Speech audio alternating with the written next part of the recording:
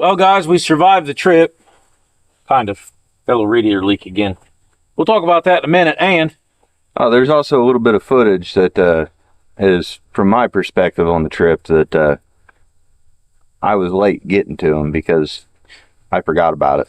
So we'll show you guys a little bit of footage towards the end of this video of what Kagan pulled on the trip. And we're going to talk about what we learned from taking this thing on a 500-mile road trip just before we tear it apart here in about a month. About a month, it's tore apart again. So listen, I'm telling you right now, you guys got an hour ahead of me because I forgot the camera and the radio, and I had to turn around, and they waited 10 minutes at the gas station before I caught up with them. I was driving the Bird. Yeah, well, this thing's slow. So oh, come on now, you can't give it a compliment, can you?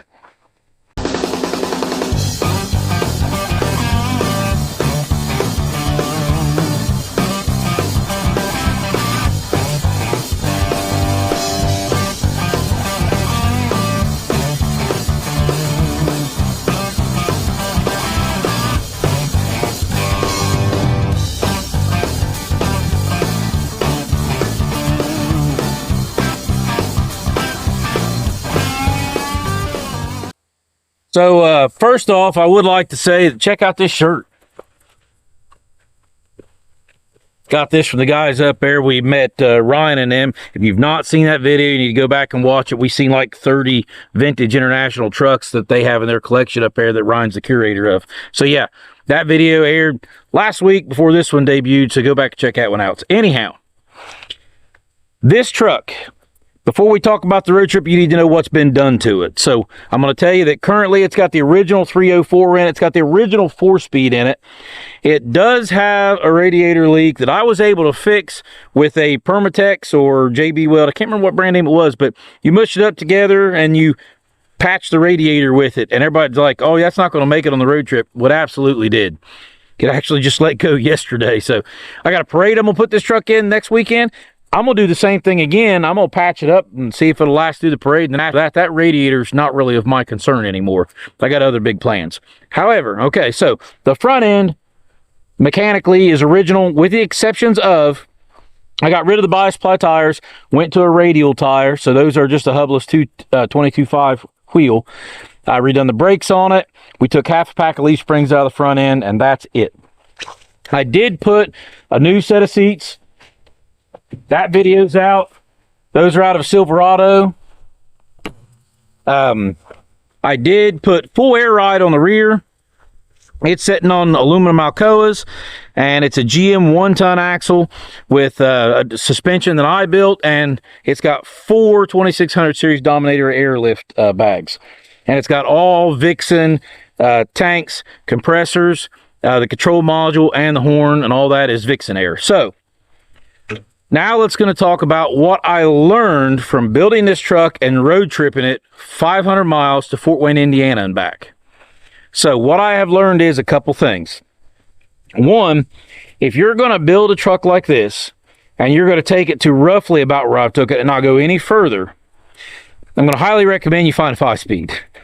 That's my first thing. If I, all over, of course, I got a good deal in this truck, and for what I'm going to do with it, this thing's going to get a different transmission anyways. But if you're going to keep the original drivetrain, try and find a 5-speed. The 4-speed's not awful, but the 5-speed is definitely where it's at. Number 2, if you're going to change your rear end gear ratio on these old trucks, I used to think mine was a 717. I got to looking. This was actually a 638. We'll talk about gear ratios in a second. But I changed the rear axle out, and it's a 410. So the 410 is actually geared a little too high. And so, if you was going to gear this truck to make it more drivable, I would recommend a 488, maybe a 513. I think that the 4-speed in this truck with this drivetrain would be a lot more drivable with a little lower gear than what I currently have in it, but higher than what was in it originally. If you're not going to be hauling the 10 tons of grain or whatever with it ever again, it's not going to hurt to gear it a little higher because you're not going to be hauling that kind of weight, and it'll make it perform better on the highway. Outside of that, it handled good. It rode good. Even though it was gutless, 4th gear is like a glorified coast. that part of it was pretty good. And running 50, 55 mile an hour, it's a better road trip than you would think, because we're so used to running 60 and 70 everywhere we go. Like 50 and 55 actually was not a bad road trip. It was enjoyable. So now we're going to move around a little bit. I'm looking at Kagan over here, and you guys can't see him right now. He's got himself all propped up. We're going to talk about gear ratios. Today we will be talking about the modifications done on the truck. The suspension is air. Can you believe it? And for our example today, we have the cycle, because like everything else, we are enthusiasts of things with wheels, even if half wheel. The gears on the bicycle are a lot like the gears in the transmission, the rear end, the components of life that spin, as you say. I think they can look at both of us and realize that bicycles are not our forte. Oh, what you're talking about. I have one. It sits at the house. The tire is flat. So we're going to talk about gear ratios, because not everybody understands what a 638 or a 410 or 488 or 513 gear is in rear axle. Oh, they're numbers, I believe. Yes, they are numbers. You are correct. They are numbers. See? So, yes. So most standard vehicles today, and I'm going to use my Duramax for an example. It's a 373 gear. Some trucks will have a 342 gear. If you go into trucks back into the 90s and 80s, if you had a 410, that was a low gear. And some of them, they had like a 456 or a 488, like that's extremely low on a truck. A lot of crawlers are running like a 513 as a deep gear. You don't see a lot deeper gear than that unless you go talking about tractors. What some of you would refer to as grandmother gear. I'm talking about rear ends, not transmissions. Grandfather gear. So anyways, so the older trucks, you go back in the 1960s, they didn't have a whole lot of power. Not very much power at all. This thing made 193 horse at 4,400 RPM, and she was done, right? So to move 10 ton of grain, they just geared the rear axle like a tractor. That way it could just pull it down the road. And they didn't go very fast, because it would top out at like 50 mile an hour and it's done. But what I done essentially is you're going to say that the 638 or the 410 is how many revolutions your drive shaft has to turn before your tire makes one revolution. Okay? So the drive shaft coming from the motor would have to turn 6.38 revolutions before the tire would turn one revolution. And so by going to where it turns less revolutions, you are gearing it up. And so the reason we have the bike sitting here is if you've ever rode a 10-speed bike, which it's been a while for us, but you would stay in the small gear here on the front, and the biggest gear here on the back would give you the most amount of power for you to go uphill or whatever. Okay? And then if you wanted to start gradually gearing up, you could do it back here with these small steps in gears. But everybody knows that if you went to the big gear on the front, you better be on flat ground. You're not climbing a hill with this gear. It's just not going to happen. So you're changing your gear ratio, and essentially what I done to this truck is, granted this is the drive side, not the, but I put the big gear in the back of it. I say that. The bicycle is backwards. The transmission is on the tire. Yes. So essentially what happens is now I've got a big jump between gears on the transmission. The gear shift would have been a little bit closer together in the RPMs of the engine with the lower geared rear end, but because I put the higher gear rear end, now I'm shift, and then it and everybody thinks you missed a gear. You're like, no, I didn't miss a gear. It just got that big of a jump between gears. So the truck is drivable right now enough to make a 500-mile road trip, but it's not drivable like, you don't drive it with ease. You have to work it to I mean, you got to run it up to 4,000 RPM and shift. And when you run this thing at 4,000 RPM, it doesn't get there fast, and it really sounds like it's had about all at once when you do that to it.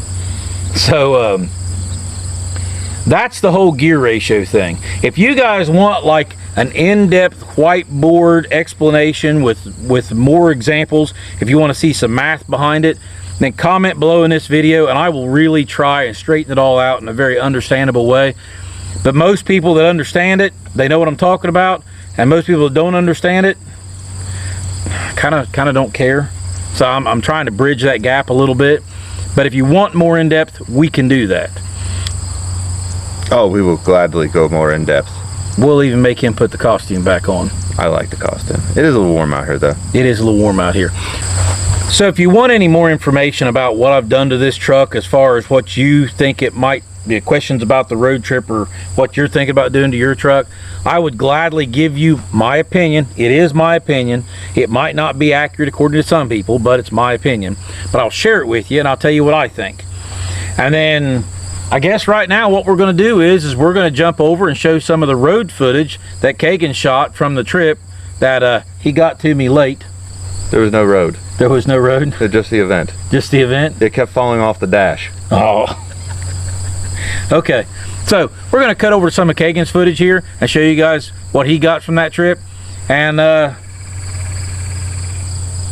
think that's about it. I mean, that's what I've learned from this. And then after the next weekend's car show, the front of this thing comes apart. It's getting all new front suspension. It's getting a different motor and transmission.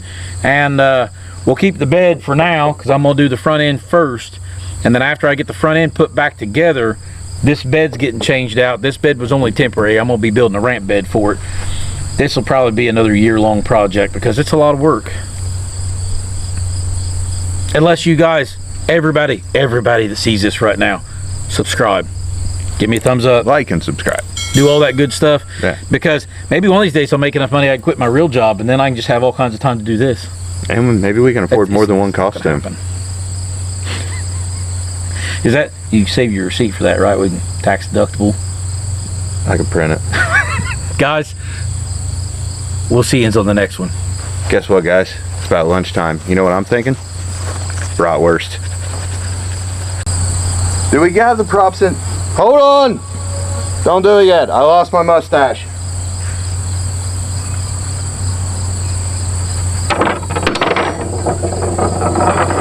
I found it.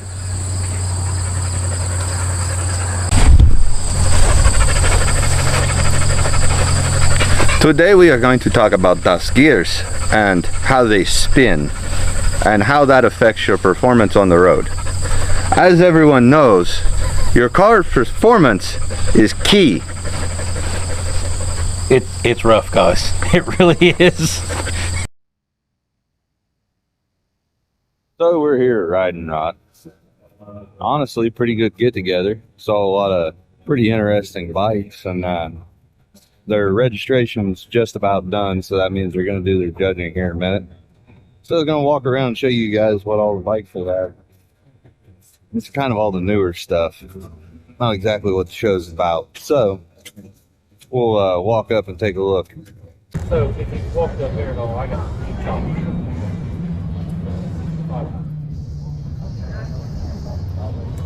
it's got the black. Okay.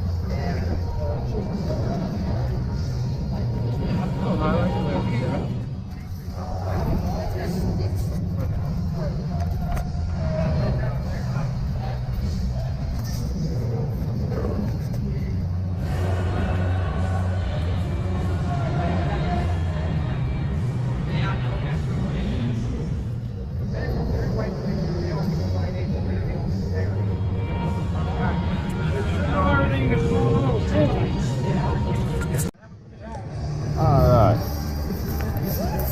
Another cool sidecar bike. It's just like this. It's just like this. Triumphs down here. Looks like we're reaching about the end of all the little oddball cool stuff. Looks like everything down that way is newer. indent. I thought about getting one of them. I just couldn't bring myself to do it. It's too nice. It's all black, matte black, and it's all clean and everything. Dude, doesn't have a speck of rust onto it, and it's, oh man.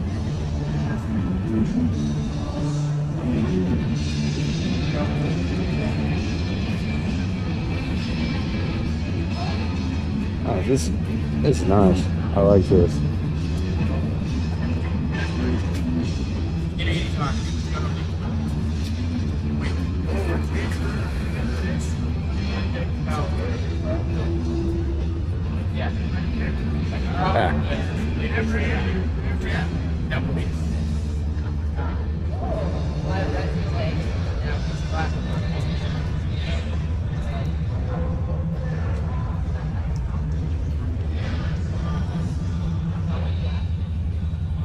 And as you can see,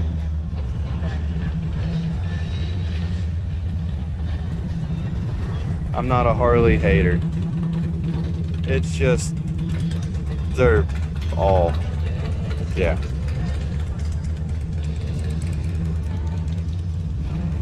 Now,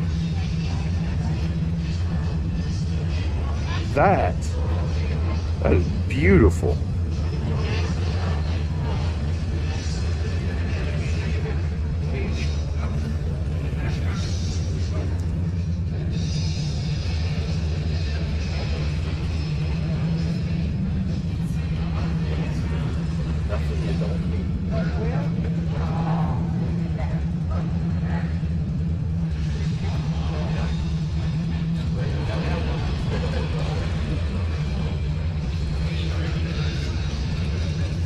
That is clean show bike. That is beautiful.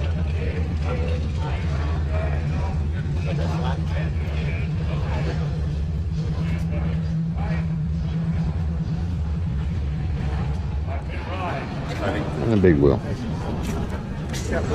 Ah, man.